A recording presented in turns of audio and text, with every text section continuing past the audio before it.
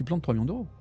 Tu plantes 3 millions d'euros, tu vois, moi je voyais cette fameuse nuit blanche, je voyais les gros titres d'M6 en disant la fan zone de Lille, seule fan zone de France à ne pas ouvrir pour des raisons d'organisation. Et je me sens obligé de trouver un coin, enfin pour crier, tu vois, pour t'isoler, et là t'as un genou à terre.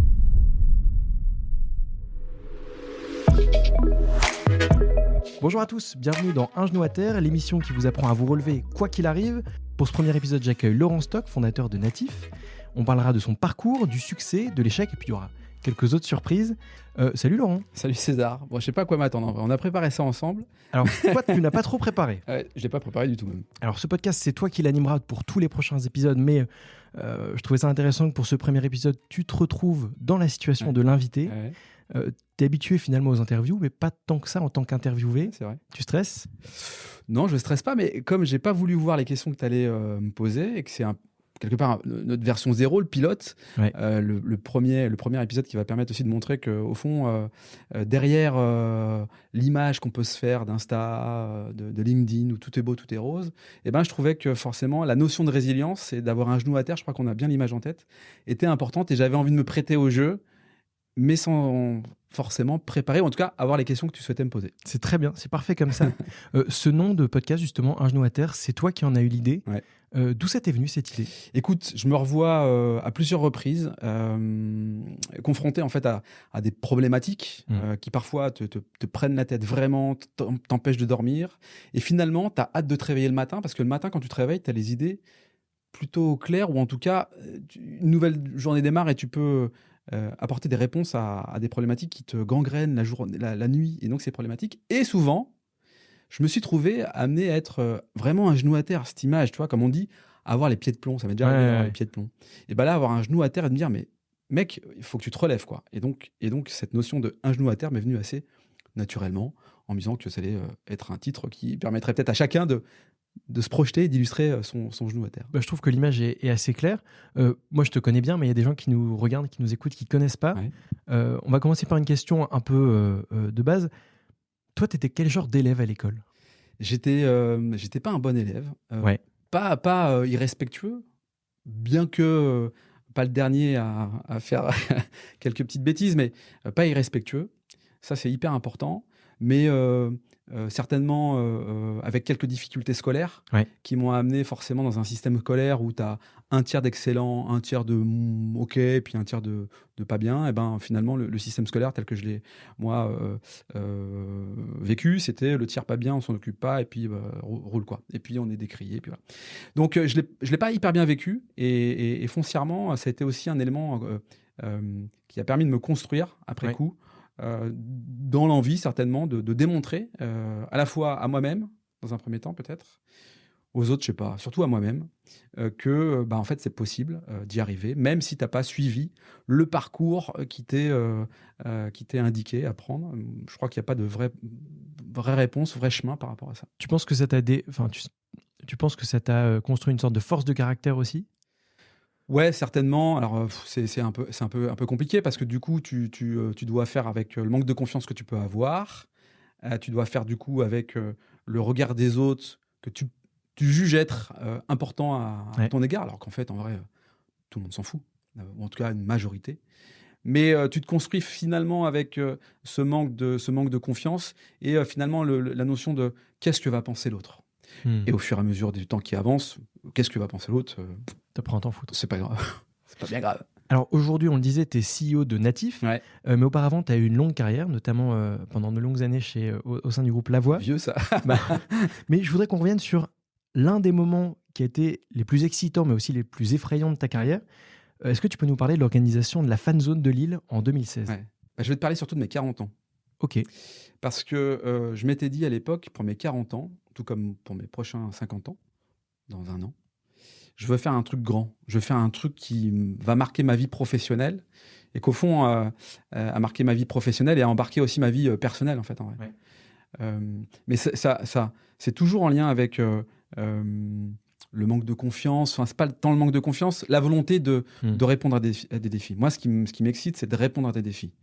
Et lorsque la Coupe d'Europe de football est arrivée en France, en 2016, il y avait l'obligation pour 10 villes hôtes, dont Lille, d'être une ville hôte et donc d'accueillir les supporters de l'Europe entière, voire du monde entier. Et à l'époque, je bossais pour un groupe média, Groupe Rossel. Ouais. Et La Voix du Nord, tout ça. J'étais le directeur délégué de l'agence événementielle intégrée au groupe qui travaillait pour d'autres boîtes. Et j'avais dit aux équipes, mais purée, si c'est pas nous qui chopons ce truc-là, on est vraiment on est ridicule, quoi. On a un groupe, on doit répondre à ce truc-là. Et j'avais dit, sur le ton de la blague, si on n'y arrive pas, je démissionne. Bon. Force est de constater qu'on y est arrivé, qu'on a remporté le marché. Et un marché extrêmement compliqué, avec une prise de risque vraiment assez tendue. Oui, pour info, on est 2015-2016, Ouais. on est un peu après les attentats du Bataclan, au moment des attentats de Bruxelles, tout ça. Ouais. Donc tu es en plein contexte sécuritaire qui est tendu et tu t'apprêtes à organiser un événement majeur. Ouais, majeur. Je crois que c'est le 3e événement au monde, ou 4e, un truc dans le genre. D'accord. Donc on peut dire que c'est un événement majeur, dans un contexte où le 13 novembre 2016, à la veille de mes 40 ans, parce que je suis né le 14 novembre, ça explose à Paris, le Bataclan. C'est pas la peine de se faire un film, tout le monde sait ce que c'est. Forcément, je me dis à un moment donné, zut, c'est compliqué quand même l'histoire là, puisque dans 6 mois, on organise un événement majeur, un peu compliqué. Et puis, on décide de continuer. De toute façon, on n'a pas trop le choix en vrai. Donc on continue. Et puis, le 13 mars 2016, ça pète à Bruxelles. Et là, 13 mars, 9 juin, ce qui était l'ouverture officielle de la fan zone. Putain, t'as 3 mois. Et j'ai 3 mois. J'ai un Sarko qui dit, en gros, surtout au JTTF1, surtout les fan zones de Lille, c'est l'endroit où il ne faut pas aller si jamais... c'est l'enfer sur Terre. Pour couronner le tout, donc on y va, on continue, on développe cet événement complètement dingue. Hein. Ouais, tu te souviens de comment tu as appris l'attentat de Bruxelles ? Alors, l'attentat de Paris, oui. L'attentat de Bruxelles, je crois qu'on bosse tous en pleine semaine. Ouais. Et puis, quand je bossais donc, chez Nep TV, pour pas la citer, ça faisait partie du pôle audiovisuel du groupe La Voix. Et donc, il y avait Weo, il y avait pas mal de boîtes comme ça, Cercle Bleu, entre autres. Et on avait toujours une télévision, enfin une télé, qui diffusait non-stop, en fait, l'actualité continue, en fait. Bon. Et on a appris le truc comme ça, quoi. Ok. Et là, tu te dis... Et là, on se dit, oh, double merde. Compliqué l'histoire, quand même. Là, c'est le 2e. On est à 3 mois de l'événement. Ça va être un peu compliqué. Donc, ok, de toute façon, on est engagé dans un truc complètement dingue où même les assurances ne veulent pas nous assurer. Enfin, c'est un truc de fou. Hein. Donc, on y va. Je me dis à un moment donné, mais t'es vraiment le dindon de la farce dans l'histoire. Et puis, j'ai dit, en fait, non, tu l'as voulu, tu l'as eu, maintenant, tu assumes le truc et on y va tous ensemble, quoi. Et donc, on y est allé sur un événement vraiment surdimensionné, finalement, par rapport à la petite boîte que je dirigeais à l'époque. C'était un truc de fou. Et... une semaine avant l'ouverture. Ça aurait pu être le coup de grâce. J'ai la société de sécurité qui m'appelle et qui me dit, en fait, je te suis plus. Je suis plus le projet. Donc, il faut imaginer que je suis dans ma Citroën Picasso. Je monte le parking des tanneurs. Je me rappelle exactement l'endroit. Je suis blanc, comme la lumière qui nous entoure ici. Et qu'est-ce que tu fais à ce moment-là ? C'est quoi la petite voix dans ta tête ? Elle dit quoi ? Elle elle dit juste. Tu dis rien, t'es juste liquéfié. Tu sais, je pense qu'on a tous eu la sensation un jour d'être liquéfié, d'être vidé, d'être complètement épuisé. Et tu te dis rien. T'écoutes le gars qui te dit ça. Et là, tu te dis mais c'est pas possible. Et puis tu réalises que t'es quand même dans la merde en fait, en vrai, parce que si t'as pas de sécurité, t'ouvres pas la fan zone. Et ce message qui m'adressait n'était pas forcément à ma destination, mais plutôt à l'organisation générale que l'État demandait pour avoir une traçabilité des agents de sécurité. Donc, ça nécessitait des contrôles à tout va. Enfin, bref. Et c'était compliqué pour les sociétés de sécurité de clarifier finalement le portrait ou le parcours d'un de ses collaborateurs, pour diverses raisons. Et donc, c'est en ça où il a voulu mettre un coup de pression, sauf que le coup de pression, moi, j'étais le coup de billard à 3 bandes, tu vois, donc chaud. Et puis là, je l'ai évoqué à mon patron de l'époque, à Jacques Ardouin, qui vraiment a été un capitaine d'industrie, tu vois. Ok, Laurent, on avance, t'y vas, clac. Enfin, vraiment, qui n'était pas en mode qu'est-ce que c'est que ce bordel, quoi, en gros. Donc ça, c'était plutôt appréciable et ça te redonne l'envie de pas lâcher le morceau, ce que j'ai fait. Mais tu es quand même rappelé par la réalité, puisque tu as le sous-préfet qui t'appelle en te disant mais monsieur Stock, ça va ? Ouais, ça va très bien, j'ai pas une bonne nouvelle. Et tu lui annonces la nouvelle, et là, il te fait comprendre que si le lendemain matin, tu n'as pas de réponse à lui apporter, il n'y a pas de fan zone. Il est quelle heure ? il est, je sais pas, il est 11h, midi, tu vois. Donc tout s'enchaîne en fait, tu vois. Ouais. Donc tu as genre 11 heures pour trouver une solution. La solution, je l'ai pas, en fait, en vrai. Donc tu dis oui, je vais trouver une solution. Donc tu reçois un mail de sa part où tu as tout le monde en copie, enfin l'enfer. Dingue. Et là, t'as un genou à terre. Là, je peux te dire que t'as le même deux. Tu passes une nuit blanche. Ouais. Pas de nuit blanche où tu dors un peu. Non, blanche. Où tu tournes constamment en rond. Enfin, c'est hyper compliqué. Tu dors pas, en fait. Le lendemain matin, tu te réveilles, t'as pas trouvé de solution. Et puis, t'es pas plus éclairé, comme je le disais un peu auparavant. Et puis, j'errais dans les rues de Lille comme ça, avec ma mallette à l'époque. Je sais pas pourquoi j'avais une mallette. J'avais une mallette. Il y a des détails parfois, on s'en souvient. Il n'y a pas de raison, mais... Il n'y a pas de raison. Et je me retrouve au café Méo. Et j'appelle Rudy, qui était le DAF de l'époque. Je lui dis, écoute Rudy, tu trouves une solution. On lui fait un chèque de 200 000 € s'il faut, mais tu le déposes. Mais enfin, là, on est mort. Et puis, comme les choses sont pas si mal bien... Enfin, sont bien faites plutôt, j'ai quelques responsables de la MEL qui me disent, écoute, on a eu le patron de l'agence événementielle. On lui a mis un coup de pression. Et finalement, il accepte. Et finalement, il accepte, re-signe un contrat tout de suite. Là, tu sens un poids. Là, tu sens un poids qui disparaît. Sauf que du coup, tu es convoqué forcément à la MEL, devant 10 juristes à la gauche du DGS et 10 juristes à la droite du DGS. Et puis, tu es là, toi, avec ton DAF. Et puis, tu dois répondre à une question qui est la suivante, posée par le DGS de l'époque. Il dit, mais vous avez toujours confiance en la société de sécurité avec laquelle vous allez travailler? Et là, qu'est-ce que tu peux répondre à part oui? Bah oui. Bah ouais. Enfin... Si tu dis non, c'est mort. Ouais. Bon, après, ils sont aussi un peu en difficulté, mais tu ne peux que dire oui. Et en fait, si tu dis non, tu plantes aussi il y a eu des centaines de milliers d'euros d'investis. Tu plantes tout, des 3 millions d'euros. 3 millions, ouais, ok. Tu plantes 3 millions d'euros. Tu plantes 3 millions d'euros, tu vois, moi je voyais cette fameuse nuit blanche, je voyais les gros titres d'M6 en disant la fan zone de Lille, seule fan zone de France à ne pas ouvrir pour des raisons d'organisation. Non mais c'est un truc de dingue. Franchement, ça peut être... je voulais surtout pas vivre ce truc-là parce que ça aurait été compliqué à vivre le truc. Donc voilà, donc les choses se sont réglées et puis du coup, tu vis un événement complètement barjot. Je me rappelle le premier jour de l'ouverture, on est le 10 juin 2016. On organise un concert et j'entends les vibrations des basses et je me sens obligé de trouver un coin. Donc je vois le monde qui arrive, je suis super excité, je suis super énervé, je suis super à tout ce que tu veux, mais je dois me trouver un coin pour... décompresser? Non mais ouais, enfin pour crier, tu vois, pour t'isoler. Et devoir évacuer toute la pression que tu as emmagasinée et la crier. C'est-à-dire que tu vois, comme dans les films, pareil. Pareil. Et là, j'avais branché un compteur sur les caisses parce qu'en fait, l'enjeu, c'était aussi un enjeu financier. Bien sûr, fait, tu vends de la bière. Tu vends de la bière, tu vends tout ça. Et c'est la bière qui faisait que la fan zone était rentable. Et le premier soir, c'est France, je sais plus quoi. Et globalement, je vois mes compteurs qui se mettent en action et là, je suis content. Et là, je suis content. Mais c'était un moment de ma vie très, très excitant et très compliqué. T'as craqué parfois? J'ai craqué souvent. Ouais. J'ai craqué souvent parce qu'en fait, alors pas tout le temps, mais juin 2016, il n'avait jamais autant plu depuis 60 ans, c'est-à-dire depuis que les systèmes de capteurs météo existent. Je me rappelle d'un France-Suisse. J'avais ma famille qui me disait mais si j'ai vu la météo, ça va s'améliorer. Sauf qu'à un moment je dis écoute, arrête, parce qu'en vrai je la vois aussi, la météo elle est pourrie, je la vis tous les jours. J'ai une vidéo où franchement il pleut, il y a un torrent, je l'ai filmé et je suis obligé de fermer la fan zone. Donc je passe à la radio pour dire j'ai fermé la fan zone pour des raisons de pluie. Et je me rappelle, on est à un moment donné à moitié parcours et c'est tendu en termes de chiffres. Il faut rentrer, faut vendre, vraiment faut vendre et c'est vraiment tendu. Et je me rappelle d'un match France-Suisse, je crois même que je suis pas totalement sûr, je crois même que c'est un 19 juin. France-Suisse, c'est un samedi ou un dimanche. Et donc là-dessus, tu te fais la cerise, quoi.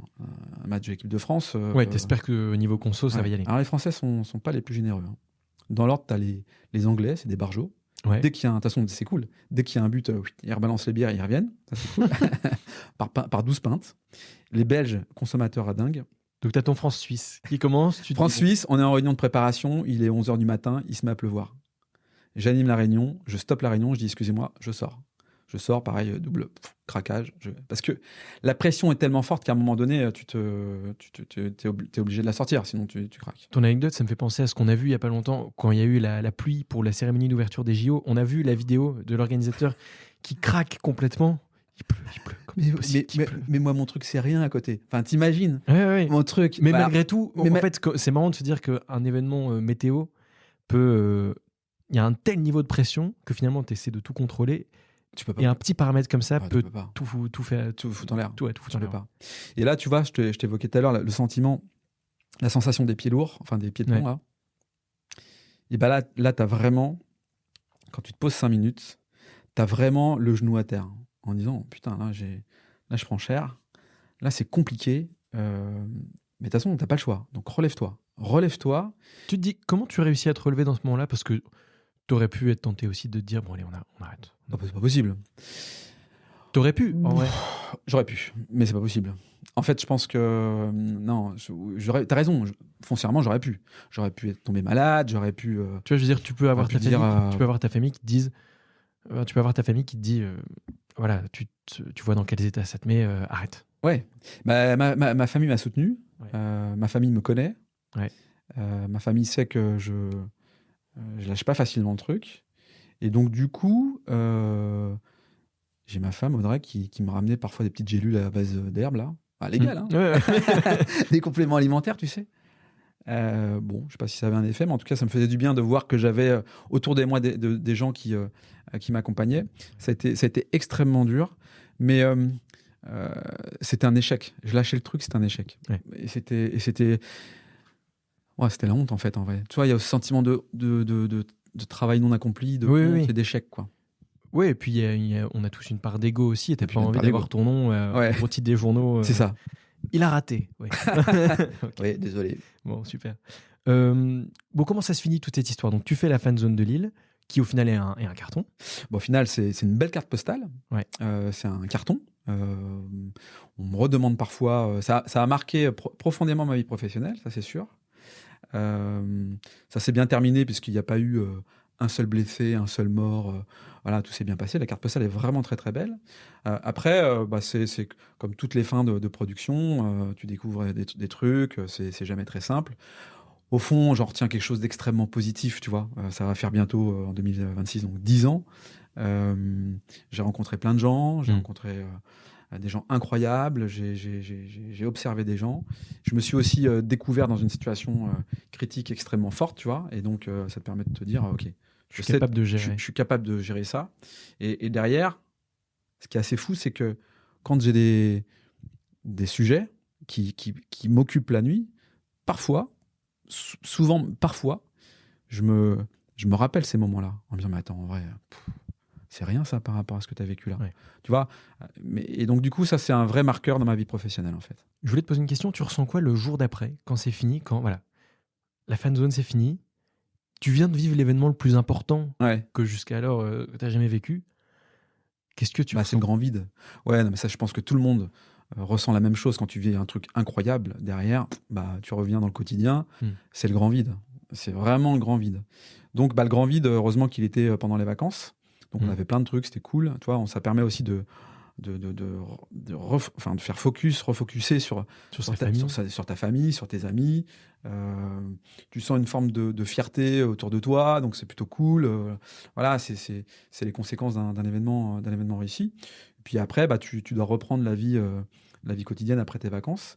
Et là, c'est pas simple parce que t'es rappelé par des réalités économiques entre autres par rapport à la fan zone. T'es rappelé pour des sujets qui, face à un événement comme celui-ci, sont tout aussi importants, mais sont d'une dimension moindre. Et donc, c'est un peu compliqué, quoi. Donc, à ce moment-là, toi, tu décides de quitter le groupe La Voix. Ouais. Tu te lances à ton compte. Tu crées Consulting, donc une agence de consulting dans le marketing digital et communication digitale. Et à ce moment-là, un truc dont tu m'as parlé plusieurs fois, et moi, ça m'avait marqué, c'est le regard des gens change et pas forcément en bien.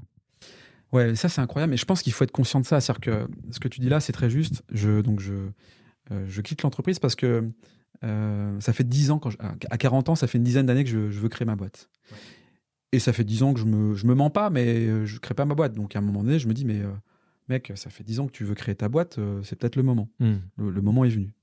Et donc, je crée effectivement une boîte de conseil, donc assez simple. C'est de la facturation auprès d'entreprises pour apporter des éléments de conseil, d'orientation, de stratégie, de vision et puis de mise en pratique aussi sur les aspects de marketing digital.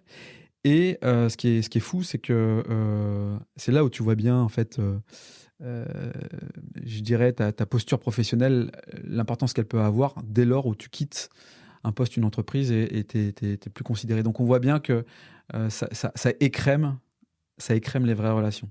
Ça écrème les relations où tu as des gens qui sont avant tout intéressés et puis tu as des gens qui sont intéressés et intéressants parce que en fait, ils sont véritablement dans une écoute sincère, dans un rapport léger mais sincère, tu vois. Quand tu t'aperçois que quand tu quittes la boîte et que là, tu as des gens qui créent finalement une distance et ça écrème naturellement les choses. Donc c'est bien de l'avoir en tête, c'est bien de le garder en tête, mais c'est comme ça que ça fonctionne. C'est ainsi, c'est la nature. Pour le dire très clairement, à partir du moment où tu as changé de statut et que tu n'étais plus dans le groupe La Voix du Nord, qui est un grand groupe du Nord quand même, on peut le dire, tu voyais que finalement la carte postale était un peu moins... Enfin, la carte de visite était un peu moins sexy. Et finalement, ce qu'on appréciait, c'était moins toi que le fait d'avoir une relation, une entrée au sein du groupe La Voix. C'est l'analyse que je peux en faire. Ça, c'est douloureux. Et comment qu'est-ce que ça provoque chez toi à ce moment-là ?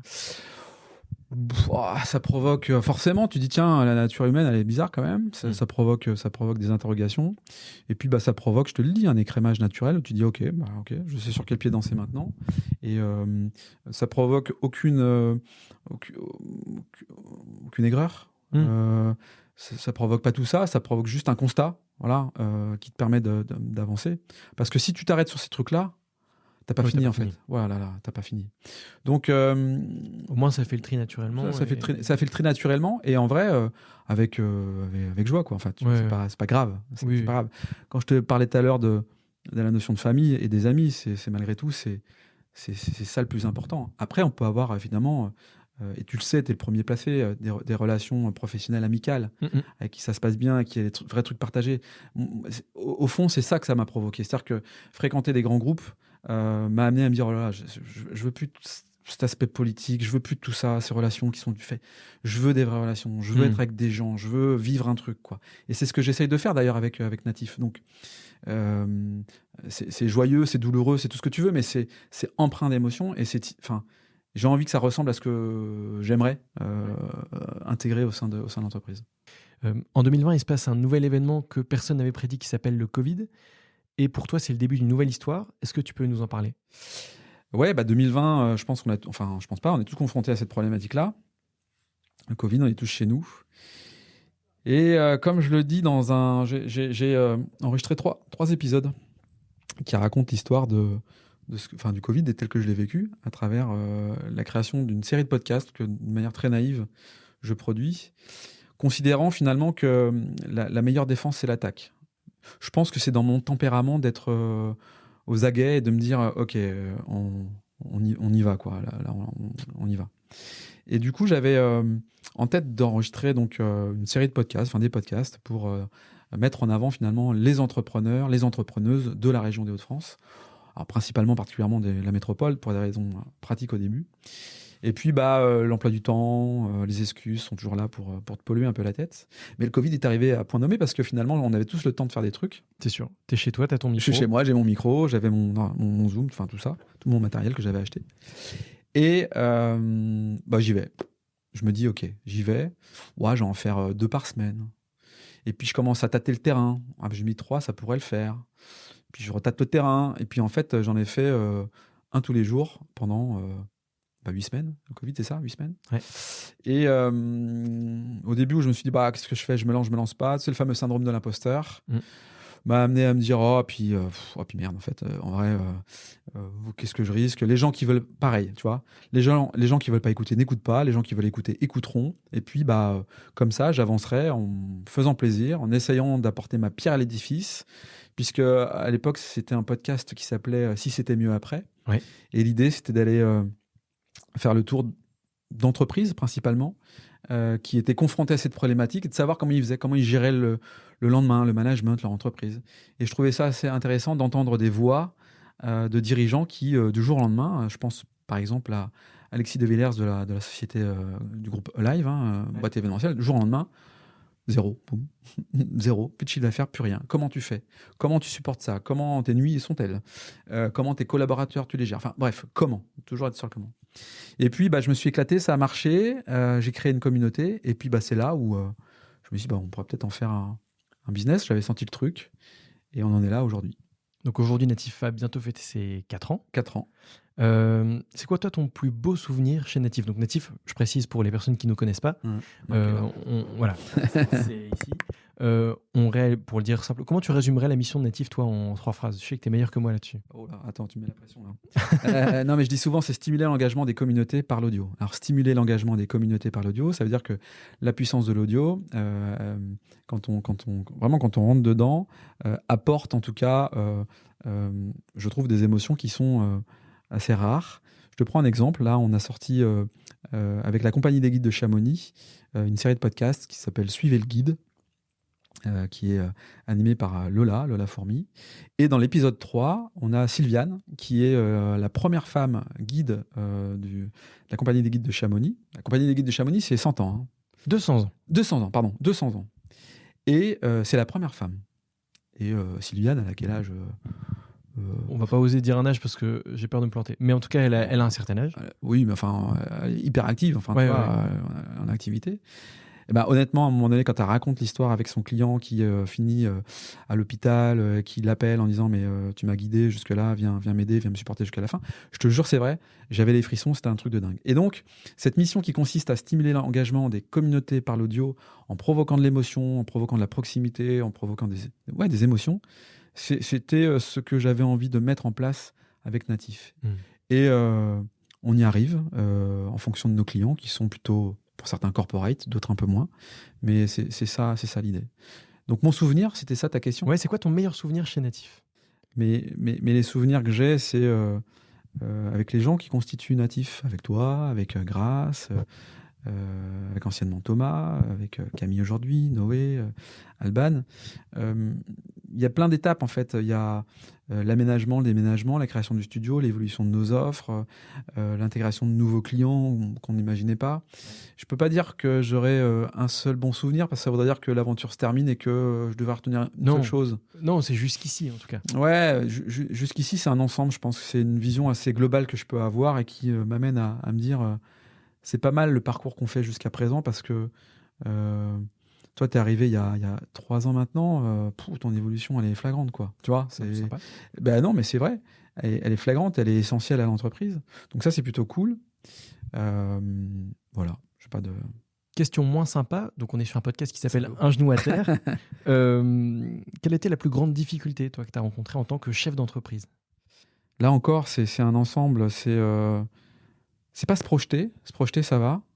Mais c'est parfois malgré tout d'avoir quand même pas peur de l'avenir. J'ai pas peur de l'avenir, mais on est quand même dans un avenir qui peut être incertain là ces derniers temps. Et c'est de se dire mais comment cette histoire va se dérouler en fait. Pas comment elle va se terminer, comment elle va se dérouler. Et comment on va s'adapter à cette histoire. Et comment les gens qui constituent Natif, qui sont pour tous attachés à l'entreprise, à ce que ça a pu apporter, à ce que ça dégage et autres, vont aussi se comporter dans cet environnement un peu incertain qu'on est en train de vivre. Voilà, nous les ambitions, elles sont fortes, tu les connais. Jusqu'à présent, ça marche plutôt pas trop mal. Ma plus grande crainte, ce serait que ça s'arrête du jour au lendemain. C'est ça ma crainte principale, quoi. Ouais. Moi, j'ai la chance de te connaître depuis 4 ans maintenant. Je sais pas si c'est une chance, mais...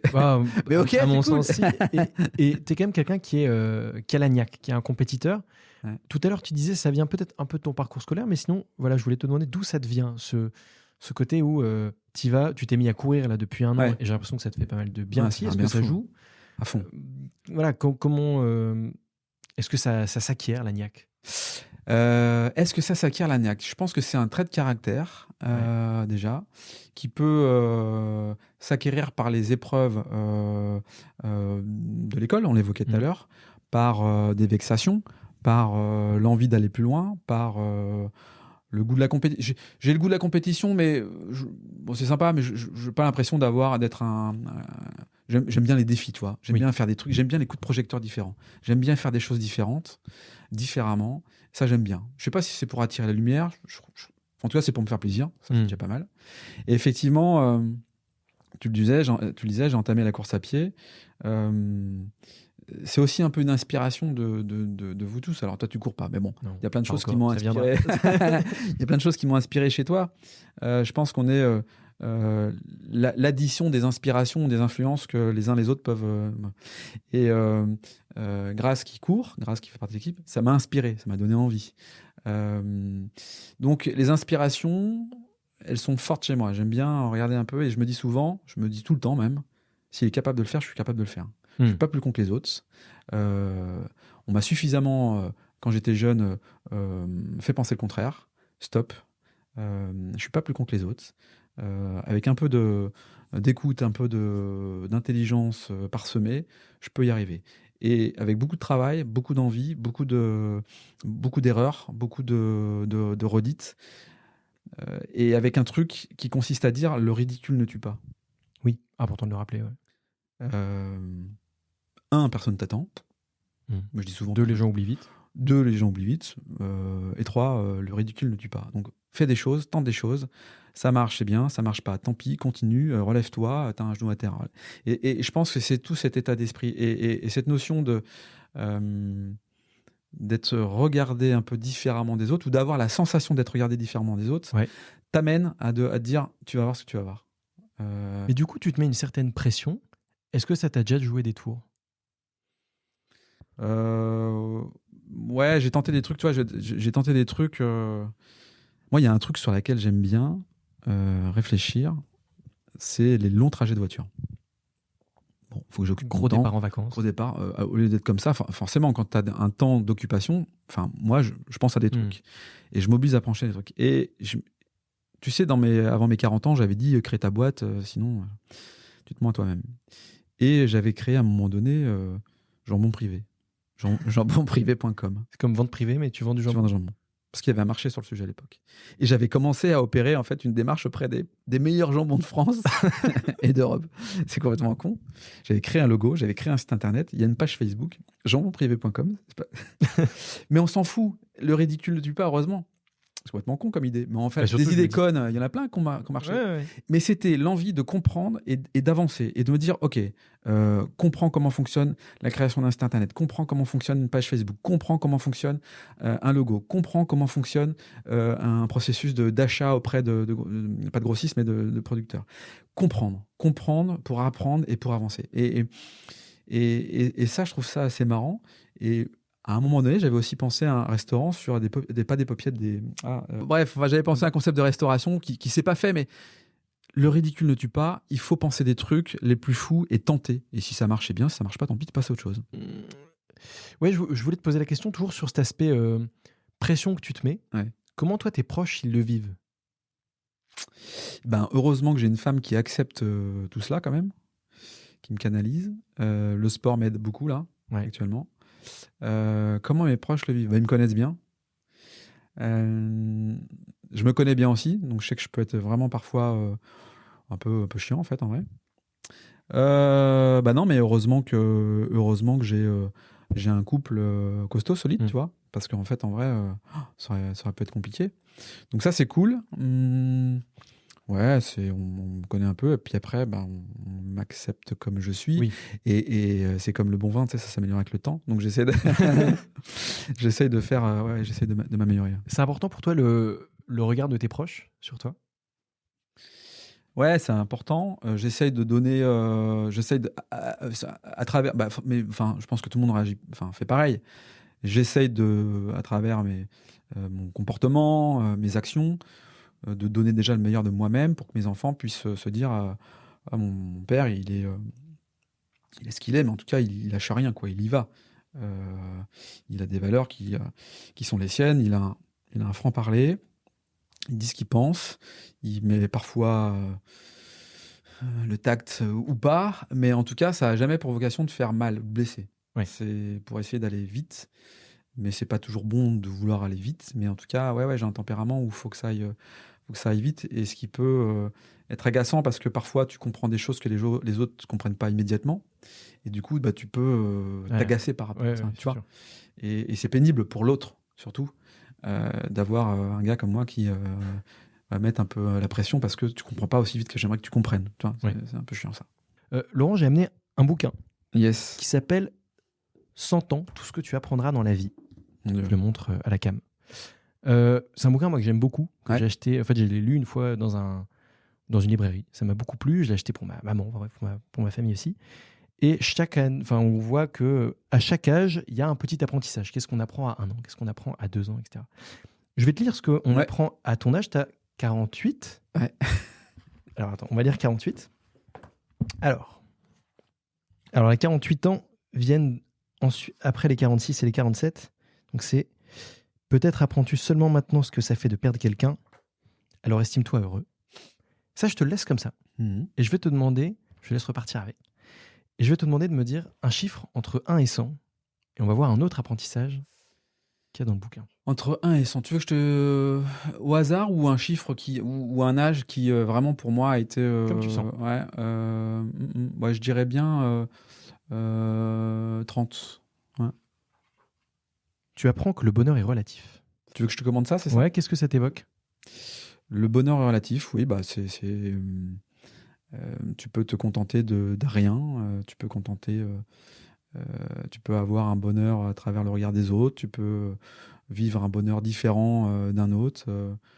C'est quelque chose que toi, est-ce ça t'évoque une expérience? Est-ce qu'il y a un moment où tu t'es dit finalement, là je suis pas forcément heureux à 100%, mais déjà 70 c'est heureux. En vrai. Parce que quand on est jeune, on a du mal parfois à tolérer l'entre-deux. À être heureux ou à tolérer l'entre-deux? À tolérer que heureux, c'est pas toujours 100%. Ah oui. Non, heureux, c'est pas 100%. C'est quoi être heureux, au fond, tu vois? Enfin, on va pas faire de la philosophie, mais c'est quoi être heureux? La santé? C'est con, hein. Mais en vrai, c'est vrai. C'est la santé, être bien entouré, manger, être épanoui dans ton taf, avoir un peu de vision. C'est ça, ça, être heureux. Après... être heureux, ça s'entretient, quoi. Ce podcast, il s'appelle Un genou à terre. Ouais. Toi, c'est quoi le meilleur conseil qu'on t'ait donné à un moment où ça allait pas? Quand ça va pas, ça serait trop facile. Tu vas pas, on dit mais si, regarde ça, regarde. Ah ouais, ça va mieux. Ça marche pas comme ça, en fait, en vrai.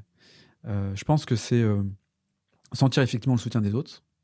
Je pense que c'est entendre le silence des autres, ou l'écoute active des autres qui se provoque par un silence, tu vois. C'est se sentir soutenu, c'est aussi se dire qu'effectivement, il y a peut-être pire dans la vie, tu vois. Ouais. Donc, je crois qu'il n'y a pas de conseil qui fait que, tac, tu vas mieux.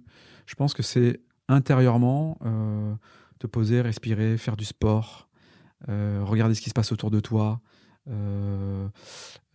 faire gaffe à ta sensibilité, tu vois. Mais écoute-toi, quoi. Écoute-toi et avance, hein, j'ai envie de te dire. On l'a dit il y a quelques instants, tu as 48 ans. Ouais. Tu as dit les 40 ans, ça a été ça a été marquant dans ta vie. Là, aujourd'hui, c'est quoi tes envies pro et perso? Tu parlais des 50 ans. Ouais. Je t'amène dessus parce que tu es venu tout seul. Non, mais mes 40 ans, ça a été un marqueur important. C'est clair. 50 ans, c'est... déjà, ça passe vite, hein, en vrai.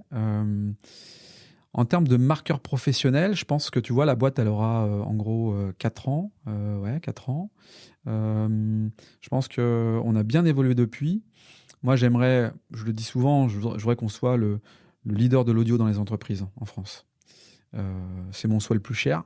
Si à 50 ans, on sait être le leader, ou le futur leader proche, en tout cas, de l'audio dans les entreprises, franchement, ça aurait de la gueule, quoi. Donc ça serait cool. Mais tu vois, ça, je pense qu'il est important de viser loin. J'avais un patron qui disait... vise la lune, au pire, tu auras les étoiles. Tu vois, c'est un peu ça le truc, quoi. En gros, je pense qu'il faut se donner des ambitions et puis avancer dans ce sens-là. Et puis ensuite, d'un point de vue plus personnel, c'est que mes enfants, en fait, ils soient hyper épanouis, autonomes, ils soient heureux dans la vie, pour le coup, tu vois. Ouais. Ils soient bien établis, ils puissent avoir pas trop de brouillard, même dans un contexte géopolitique, économique qu'on est en train de vivre, qu'ils soient heureux de vivre l'instant présent. C'est ça qui m'intéresse. Le reste... Toi, tu as des modèles? Il y a des gens qui t'inspirent? Tu fais partie des gens qui m'inspirent. Grace fait partie des gens qui m'inspirent. La classe. C'est la classe. L'équipe en sens large m'inspire. Donc ça c'est important parce que malgré tout, on vit tous les jours ensemble. Enfin, c'est hyper important. Moi, les gens qui m'inspirent sont des gens qui sont combattants. Des gens qui partent de rien et qui arrivent très loin. Ça m'inspire.